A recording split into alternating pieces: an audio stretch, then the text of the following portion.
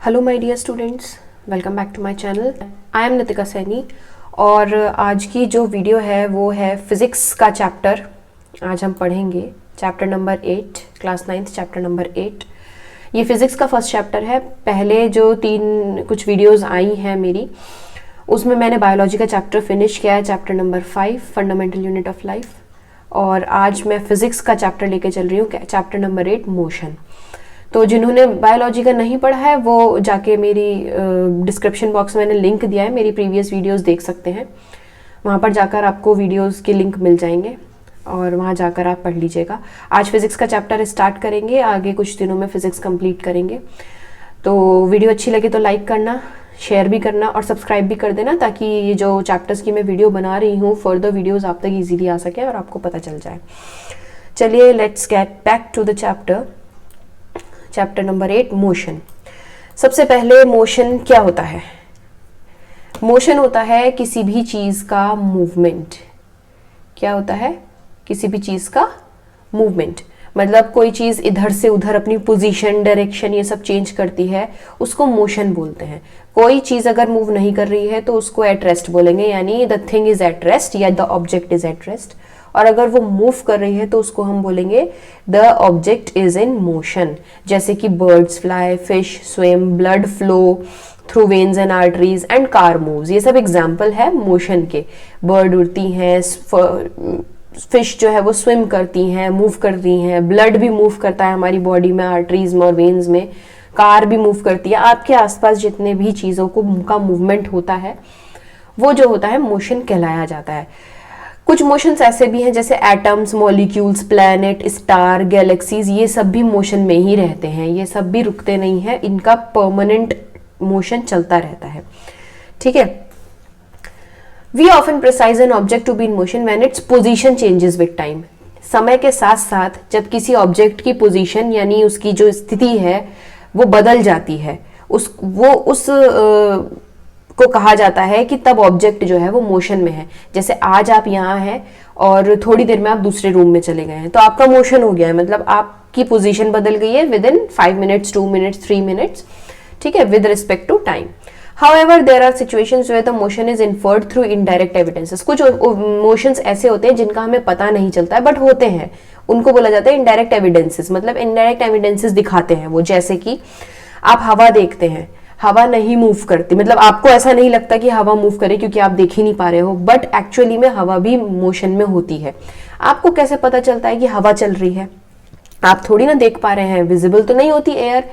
ठीक है, तो आप कैसे विजिबल करेंगे? जैसे डस्ट उड़ती है, ठीक है, पत्तियों का मूवमेंट, ट्रीज की ब्रांचेस, और आप घर में कपड़े सुखाते हैं, ठीक है, कोई भी चीज़ अगर फैन ऑन करते हैं तो वो मूवमेंट करता है, हवा आती है, कोई चीज़ उड़ने लगती है, उससे आपको पता चलता है कि एयर भी इन मोशन है। ठीक है। What cause the phenomena of sunrise, sunset, changing of the seasons? कैसे सनराइज होता है, कैसे सनसेट होता है और सीजन्स कैसे बदलते हैं, दिन रात मौसम कैसे बदलते हैं? Is it due to motion of the earth? क्या अर्थ के मोशन से? If it is true, why don't we directly perceive the motion of the earth? मतलब बेसिकली तो ये ऐसा ही होता है, अर्थ का ही मूवमेंट होता है। भाई अर्थ दो चीजें करती है, एक तो अर्थ करती है रोटेशन, ठीक है, जिससे होते हैं डे एंड नाइट, ठीक, और एक अर्थ करती है रिवॉल्यूशन, जिससे होते हैं सीजन्स चेंज होते हैं। ठीक है, तो दो चीजें तो अर्थ करती है, तो इसका मतलब है मोशन में तो है ही है अर्थ, वरना दिन और रात कैसे होंगे जब तक अर्थ रोटेट और रिवॉल्यूट नहीं करेगी। An object may appear to be moving for 1% and stationary for other person. Movement कुछ ऐसा भी होता है कि किसी एक पर्सन के लिए तो दूसरा पर्सन मूव कर रहा है, बट उस दूसरे पर्सन के लिए वो पहला पर्सन सिर्फ और सिर्फ एक स्टेशनरी पोजीशन में है, मतलब रुका हुआ पोजीशन में। जैसे कि अगर आप बस में मूव कर रहे हैं, आप बस में बैठे हैं, ठीक, पर सामने वाला खड़ा है आपकी, जब खिड़की से बाहर देखते हैं तो उसको तो लगेगा कि आपकी बस मूव करे और आपको लगेगा वो सिर्फ खड़ा है। ऐसे ही रोड साइड में आप देखेंगे कि बस में बैठे हुए ट्रीज आपको पीछे की तरफ जाते हुए दिखाई देते हैं। ठीक है, a person standing on the road side perceive the bus along with the passenger are moving. जो रोड साइड पे आदमी खड़ा होगा उसको लगेगा कि जो बस में लोग बैठे हुए हैं वो मूव कर रहे हैं। However a passenger inside the bus sees his fellow passenger to be at rest. ऐसे ही बस में बैठे हुए इंसान को लगेगा कि हम मूव कर रहे हैं और सामने वाला एट रेस्ट है। मतलब मूव नहीं कर रहा है। Motion, most motions are complex, कुछ मोशंस कॉम्प्लेक्स भी होते हैं। Some objects may move in a straight line, कुछ स्ट्रेट लाइन में मूव करते हैं और कुछ सर्कुलर पाथ में। ये दो टाइप के मोशंस होते हैं, सर्कुलर और स्ट्रेट लाइन, ठीक है। कुछ मोशंस वाइब्रेट होते हैं, जैसे वाइब्रेशन का आप एग्जांपल ले लीजिए अपना फोन, आप फोन को वाइब्रेट मोड पे रख दीजिए और जब वो मतलब बजता है, जब रिंग होता है तो वो वाइब्रेट करता है, ना तो वो स्ट्रेट लाइन में चल रहा है ना वो सर्कुलर हो रहा है, वो जिगजैग पोजीशन में रहता है, मूवमेंट में रहता है, तो वो वाइब्रेशन मूवमेंट कहलाया जाता है।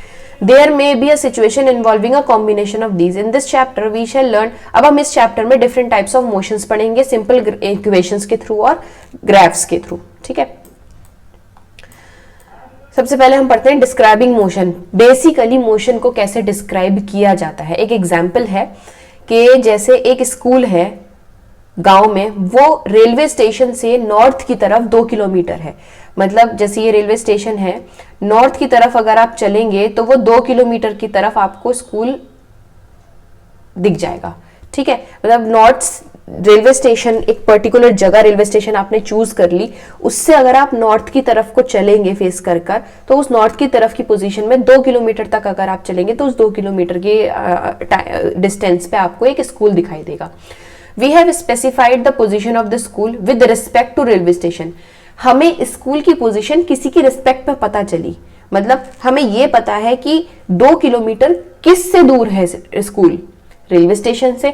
तो ऐसे पॉइंट को, रेफरेंस पॉइंट को बोला जाता है ओरिजिन।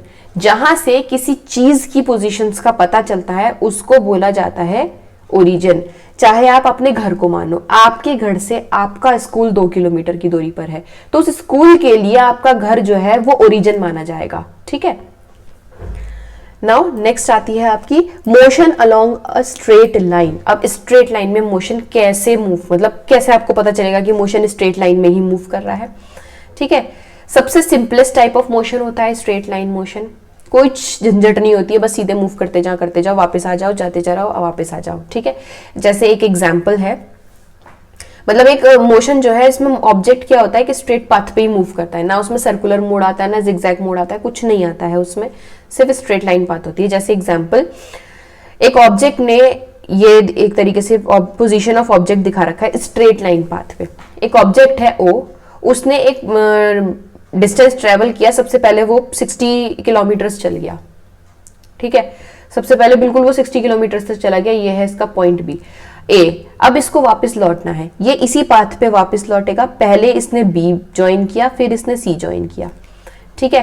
ए जो ओ ओरिजिन वाला ओ आदमी है, बंदा है, वो सी और बी की डिस्टेंस को क्रॉस करते हुए अपनी पहली डिस्टेंस पे पहुंचा 60 किलोमीटर्स की। अब उसे उसी पाथ पे वापस आना है, तो उसने क्या किया, पहले बी तक गया, फिर वो सी तक गया। तो ये तो हो गई उसकी इनिशियल, ठीक है, जो पहले पहुंच गया वो 60 किलोमीटर्स, और ये उसकी लौटने वाली हो गई, ठीक है। जो वो यहां पर आकर रुका, वो वापस नहीं गया इतना दूर, दोबारा 60 किलोमीटर नहीं चला, वो 25 किलोमीटर पे आके रुक गया।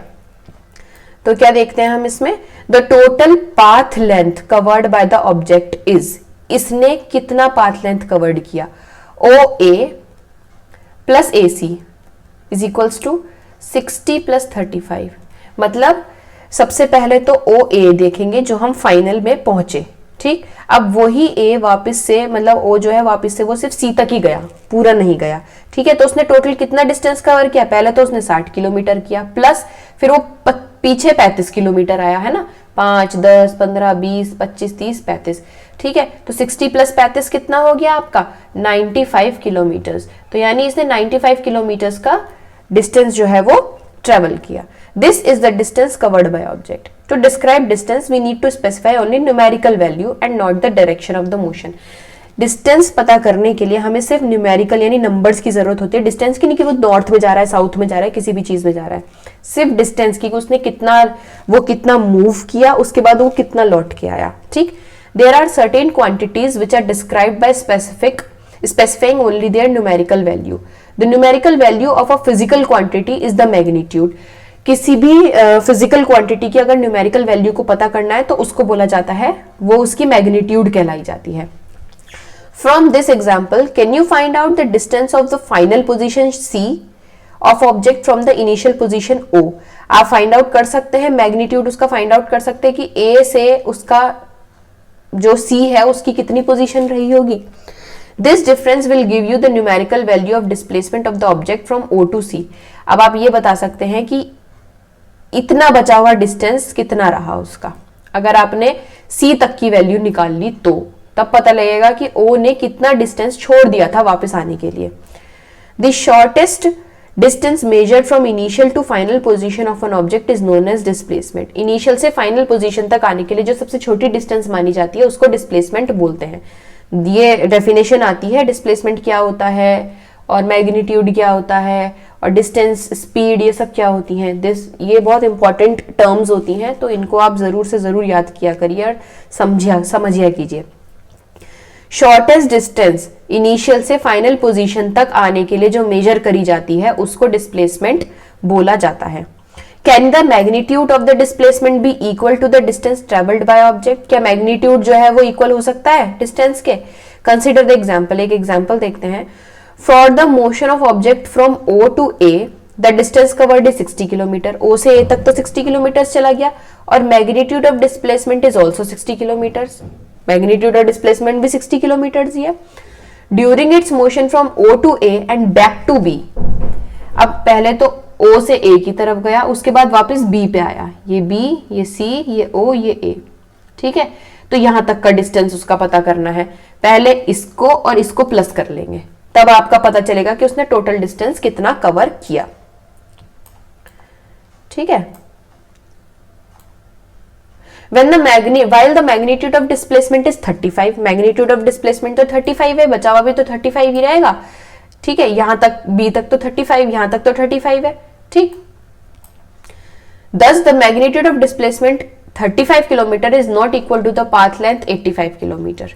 ठीक है भाई, यहां से यहां तक का तो सिर्फ 35 है, लेकिन उसने टोटल तो 35 नहीं किया ना, टोटल तो इसने 85 कर लिया अपना। ठीक, यहां तक। ठीक है, ये वाला मैग्नीट्यूड है, मतलब 35 किलोमीटर पे तो वो रुका हुआ है कि ये 35 किलोमीटर इसका डिस्टेंस है यहां से यहां तक का। लेकिन हम यहां से यहां तक का नहीं पता करेंगे, हम कंप्लीट यहां से लेकर जाएंगे, उसके बाद उसका यहां से भी लेकर आएंगे। ठीक है, तो जिससे पता चलेगा आपका टोटल मैग्नीट्यूड। ठीक, और वो इक्वल नहीं होते हैं। Further we will notice that the magnitude of the displacement of course of motion may be 0 but the corresponding distance covered is not 0। 0 हो सकता है लेकिन distance covered, अगर उसने कुछ corresponding distance cover किया है, वो 0 नहीं होगा। If we consider the object to travel back to 0, अब object को वापस 0 पे जाना है, तो final position with the coincides with the initial position and therefore the displacement is 0। तब कुछ movement नहीं होगा। 60 किलोमीटर वो चला, 60 ही वो वापस आ गया, तो वो 0 हो गया। कुछ डिस्प्लेसमेंट नहीं हुआ, उसने कुछ भी डिस्टेंस ट्रेवल नहीं किया, कुछ ट्रेवल नहीं किया, बस 60 गया और 60 ही वापस आ गया। ठीक है, तो इसमें क्या रहेगा? डिस्प्लेसमेंट 0 रहेगा। However the distance covered in this journey is OA plus AO, लेकिन डिस्टेंस कवर्ड पता चलेगा। डिस्प्लेसमेंट तो 0 रहेगा। डिस्प्लेसमेंट इसलिए 0 रहेगा क्योंकि कुछ बचा, मतलब कुछ भी डिस्टेंस इसका बचा हुआ नहीं है। जितना वो गया उतना वो वापस आ गया। ठीक है, लेकिन डिस्टेंस उसने ट्रेवल कर लिया है ना। शॉर्ट मतलब जो भी है डिस्टेंस उसने ट्रेवल कर लिया। 60 तो गया और 60 ही वापस आया, तो 120 किलोमीटर का डिस्टेंस उसने ट्रेवल किया नहीं, बट डिस्प्लेसमेंट 0 है। कहीं वो रुका नहीं, या कहीं उसने गैप नहीं लिया, या कहीं उसने मतलब ऐसा नहीं किया कि यहां से ट्रेवल करके वो यही रुक गया हो, तब तो डिस्प्लेसमेंट पता चलता कि भाई इतना ट्रेवल तो उसने छोड़ ही दिया है, तो डिस्प्लेसमेंट है।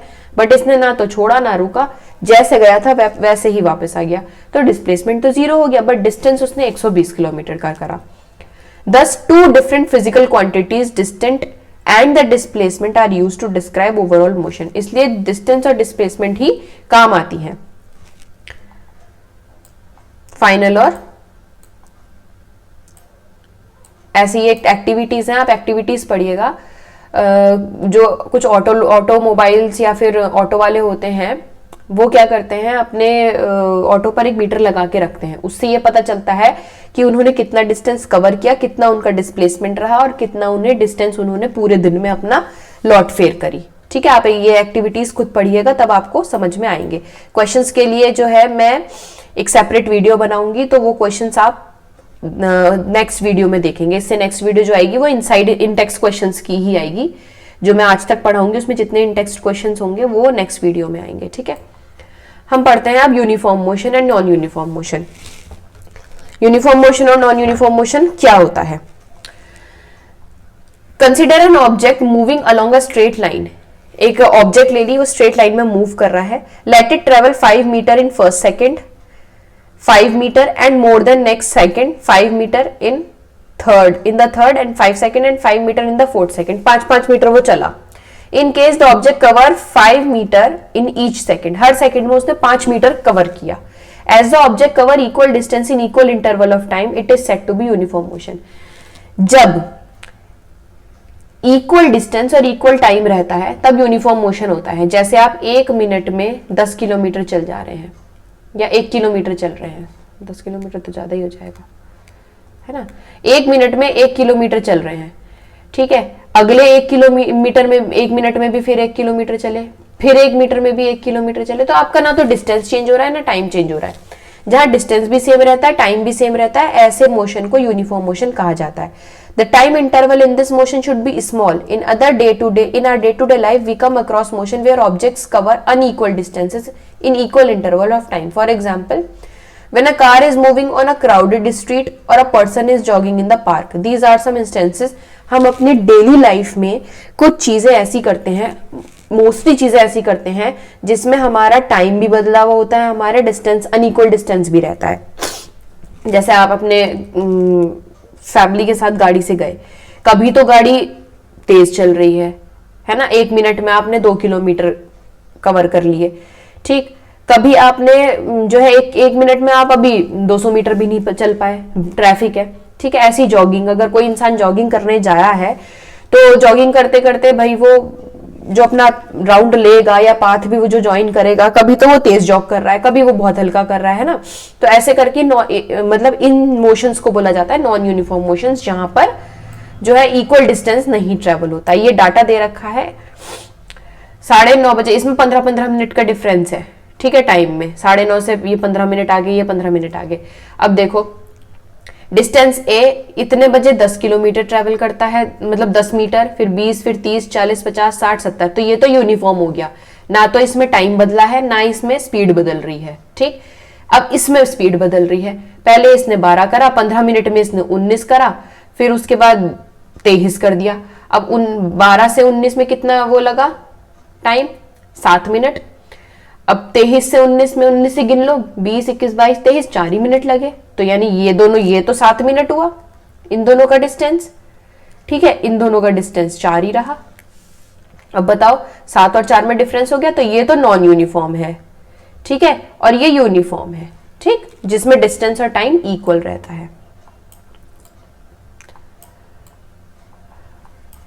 Look at the situation given in figure 8.2, ठीक है। 8.2 की फिगर देखो। If the bowling speed is 143 kilometre per hour in figure 8.2, what does it mean? What do you understand in the sign board? Different objects may take different amounts of time and cover in a different given distance. Some of them move fast, some move slowly. कुछ objects होते हैं जो given time में different distance cover करते हैं. The rate at which object move can be different. Also, different objects can move at the same rate. One of the ways of measuring the rate of the motion of an object is to find the distance traveled by object in a unit time. सबसे अच्छा तरीका है कि उसका distance निकाल लो, कितने time में उसने कितना डिस्टेंस ट्रेवल किया। इस क्वांटिटी को स्पीड बोला जाता है। कितने टाइम में कितना डिस्टेंस ट्रेवल किया, उस क्वांटिटी को बोला जाएगा स्पीड। आपको स्पीड निकालने के लिए टोटल डिस्टेंस को टाइमिंग से डिवाइड करना पड़ेगा, ठीक है। मतलब स्पीड निकालने के लिए आप जैसे 40 किलोमीटर चले, 10 मिनट में 40 किलोमीटर, या सॉरी 10 मिनट में 10 किलोमीटर चल गए, तो आपकी स्पीड कितनी रहेगी? तो 10/10 यानी 1। तो स्पीड निकालने के लिए आपको क्या करना पड़ता है? Distance travelled divided by total time taken. ऐसा यूनिट स्पीड की होती है मीटर पर सेकेंड हर बार, ठीक। अदर यूनिट होती है सेंटीमीटर पर सेकेंड, किलोमीटर पर आवर। वो क्वेश्चंस के अकॉर्डिंग पूछते हैं कितने मीटर पर सेकेंड चला, कितने किलोमीटर पर आवर चला, ठीक है। To specify the speed of an object we require only its magnitude, पता होना चाहिए बस। Speed of an object need not to be constant, तो रहती नहीं है, कभी धीरे कभी तेज। In most cases object will be non uniform motion, speed के केसेस में मोस्टली नॉन यूनिफॉर्म ही रहता है, ठीक। Therefore we describe the rate of motion in such objects in term of their average speed, इसलिए हम एवरेज स्पीड निकालते हैं। 4 स्पीड निकाल लेंगे, उसमें से एवरेज देखेंगे कि कितनी आ रही है, ठीक है। मोस्टली एवरेज ही निकाली जाती है। तो एवरेज स्पीड कैसे निकालेंगे? Average speed is equals to total distance travelled by total time taken. अब जैसे ऐसे करा, 1 घंटे 1 आवर में तो आपने 20 किलोमीटर चला लिया, ठीक है। अगले 1 आवर में आप जो चले गए 10 किलोमीटर। अब टोटल डिस्टेंस था आपका 30 किलोमीटर, ठीक है। तो यानी आप क्या करेंगे कि आप इसको जो जितना टोटल डिस्टेंस है 30 किलोमीटर को आप 1 आवर से डिवाइड कर देंगे, अपना टाइम टेकन से डिवाइड कर देंगे, है ना। तो ऐसे करके आपको क्या वो होगा, टाइम टेकन पता चल जाएगा। इसका फॉर्मूला होता है v is equals to s upon t. v is the average. If an object travels a distance in time t and then its speed v is s upon time. Distance divided by time. ये distance, ये speed, ये time.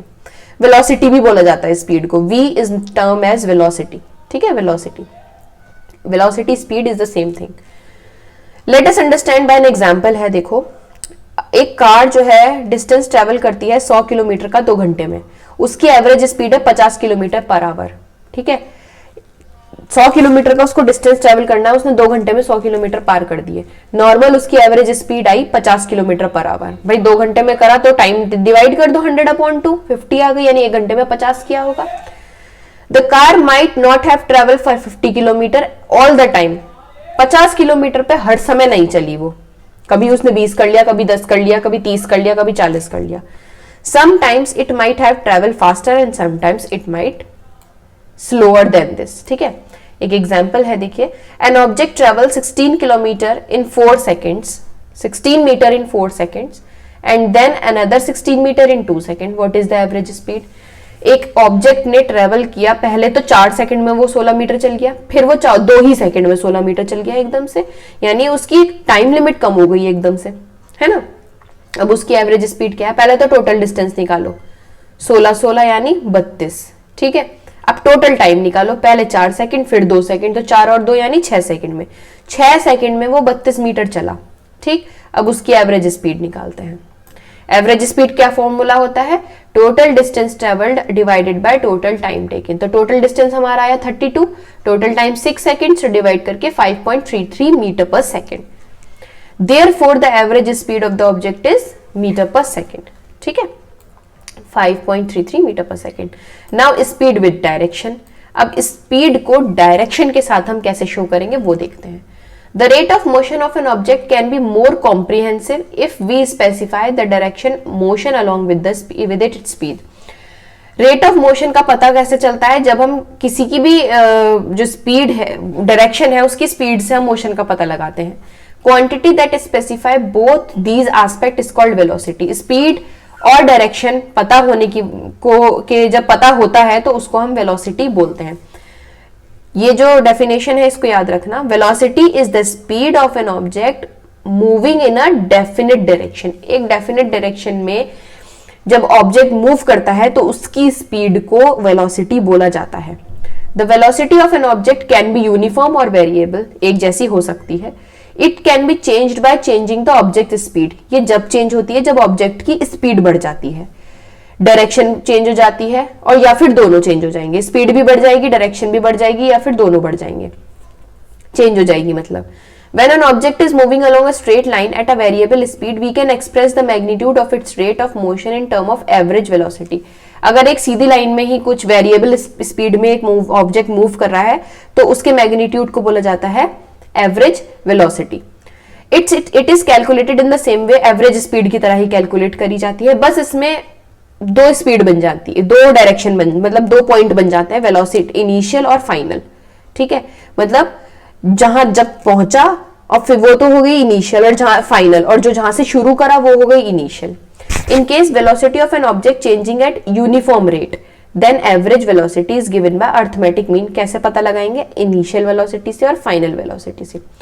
मतलब एक तो चलते चलते जैसे तुमने स्टार्ट किया वो तो हो गई तुम्हारी बिल्कुल इनिशियल वेलोसिटी, शुरुआती वेलोसिटी।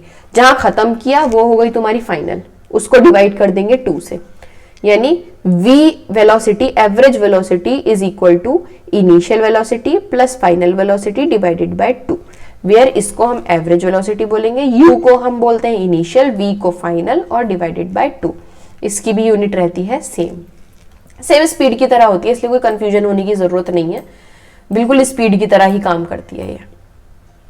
ठीक, ये क्वेश्चन भी नेक्स्ट वीडियोस में आएंगे। एक एग्जाम्पल है इसका, द ओडोमीटर। ओडोमीटर होता है कार में लगे हुए मीटर्स, ठीक है। ओडोमीटर जो होता है एक तरीके से जब ये लोग मूव करते हैं टैक्सी वाले तो वो ओडोमीटर लगा के रखते हैं, ठीक है, ताकि ये पता करे कि हमने अभी स्पीड छोड़ी है जैसे 2000 पे और हमें आगे चलना है 400 मीटर और, तो 2400 हो जाएगा आगे जाकर, ठीक है। ऐसी odometer of a car reads 2000 kilometre at start of a trip. Start of a trip में ओडोमीटर ने दिखाया 2000 kilometre and 2400 kilometre at the end of the trip. और ट्रिप के एंड पर जब जाकर उन्होंने पर्सन को छोड़ा वहां 2400 दिखाया। स्टार्ट तो 2000 से किया था, उसके ओडोमीटर में 2000 दिखा रहा था, लेकिन जब उसने एंड किया तो वो 2400 आ गया। इफ ट्रिप टेक 8 घंटे, 8 घंटे ट्रिप ने लिए, तो एवरेज स्पीड क्या होगी? पहले तो किलोमीटर में निकालनी है, फिर मीटर पर सेकंड में निकालनी है। अब सबसे पहले हम इसमें गिवन देखते हैं। जो भी क्वेश्चन आता है सबसे पहले आप ये देखा करो कि इसमें दिया क्या क्या गया है। डिस्टेंस कवर्ड दी गई है, एस से डिनोट करेंगे, 2400 किलोमीटर माइनस 200 किलोमीटर, यानी 400 किलोमीटर उन्होंने डिस्टेंस कवर करी। भाई पहले से तो 200 था ना उसके पास, अब वो चला गया जब फाइनल ट्रिप पे तो 2400 दिखाया, तो कितना डिस्टेंस ट्रेवल किया? फाइनल में से ये माइनस कर दो पहले, तो बड़े में से छोटा, तो 400 किलोमीटर उन्होंने डिस्टेंस किया कितने टाइम में? 8 घंटे में। ये चीजें हो गई गिवन, ये चीजें तो हो गई गिवन। अब एवरेज स्पीड कैसे निकालेंगे? फॉर्मूला ऊपर देखा था, v is equals to S upon T. S कितना है हमारा? डिस्टेंस 400, टाइम कितना है? 800, 50 किलोमीटर पर आवर की स्पीड पे वो टैक्सी या वो कार चली, ठीक है। लेकिन ये तो निकल गया किलोमीटर पर आवर में, अब इसको मीटर पर सेकंड में भी तो निकालना है। तो किलोमीटर पर आवर को हम पहले चेंज करेंगे मीटर में और फिर करेंगे सेकंड में। मीटर में करने के लिए 1000 अपॉन 1 कर देते हैं और सेकंड में करने के लिए 1 आवर को 330 से मतलब 3600 से डिवाइड कर देते हैं। ऐसे ये वाला आपको इक्वेशन लगानी पड़ेगी, 50 into 1000 upon 3600 is equals to 13.9 metre per second. ये निकल गई आपकी मीटर में, यानी 50 और 13.9 आपकी दो निकल गई स्पीड। नाउ एक और एग्जांपल है, Usha swim in 90 metre long pool. Pool का लेंथ दे रखी है 90 मीटर लॉन्ग है वो। She cover 180 metre in 1 minute by swimming from one end to the another. लंबा सा पूल है, 90 मीटर लंबा पूल है, वो 180 मीटर चल जाती है 1 मिनट में, यानी पहले ऐसे करके ऐसे वापस आ जाती है। By swimming for one end to the another end back along the same straight path. सीधे गई 90 मीटर, वापस आई 90 मीटर, 100 मीटर चल गई 180 मीटर। एवरेज स्पीड और एवरेज वेलोसिटी पूछी है। टोटल डिस्टेंस उषा ने 1 मिनट में कितना कवर किया? 180 मीटर। डिस्प्लेसमेंट क्या रहा? 1 मिनट में 0, क्योंकि कुछ हुआ ही नहीं, जितना गई थी उतना वापस आ गई। भाई 90 गई थी 90 आ गई, कहीं रुकी नहीं, कहीं छोड़ा नहीं उसने कोई डिस्टेंस, ठीक है। तो डिस्प्लेसमेंट तो 0 है। डिस्प्लेसमेंट से तो हमें कुछ लेना देना है नहीं, 0 बिल्कुल, यही लिखना भी है ये गिवन। एवरेज स्पीड निकालेंगे हम, total distance upon time taken, 180 upon 1 minute, ठीक है, 180 अपॉन 1 मिनट। अब 1 मिनट को भी तो हम सेकंड में कन्वर्ट करेंगे, क्योंकि ये तो मीटर है, यूनिट तो मीटर पर सेकंड में आएगी, मीटर पर मिनट में तो नहीं आएगी। तो मिनट को सेकंड में कन्वर्ट करने के लिए 60 से डिवाइड कर देंगे, 180 डिवाइडेड बाय 60, तो 3 आ गई। ये देखिएगा कि जब मीटर में कन्वर्ट करते हैं, किलोमीटर्स में कन्वर्ट करते हैं, तो आपको किन किन चीजों से डिवाइड करना पड़ता है। जब आप सेकंड में कन्वर्ट करेंगे तो आपको इसे 60 से डिवाइड करना पड़ेगा, तब आपके सेकंड्स में आएगा, ठीक है। 180 को मीटर में 60 से डिवाइड कर देंगे। अब एवरेज वेलोसिटी निकालेंगे। डिस्प्लेसमेंट तो हमारा 0 था, टाइम टेकन 60। अब किसी भी चीज को 0 से मल्टीप्लाई या डिवाइड करते तो वो तो 0 ही आता है। तो एवरेज स्पीड आई उषा की 3 मीटर पर सेकेंड और एवरेज वेलोसिटी आई 0 मीटर पर सेकेंड, ठीक है। तो यहाँ पे मैं अपनी वीडियो खत्म करती हूँ। Rate of change of velocity जो है वो मैं आपको नेक्स्ट वीडियो में पढ़ाऊंगी। ये वाले क्वेश्चंस भी मैं आपको नेक्स्ट वीडियो में दूंगी, पहले इन क्वेश्चंस की वीडियो आएगी, ठीक है। इसे ढंग से पढ़िएगा, इक्वेशंस भी ढंग से करिएगा, फॉर्मूले याद करिएगा, ठीक। और कुछ भी प्रॉब्लम हो तो कमेंट करके ज़रूर पूछिएगा। वीडियो को लाइक, शेयर और चैनल को सब्सक्राइब ज़रूर कर दीजिएगा ताकि आने वाली वीडियोज़ आप तक ईजिली आ सके। Thank you for watching.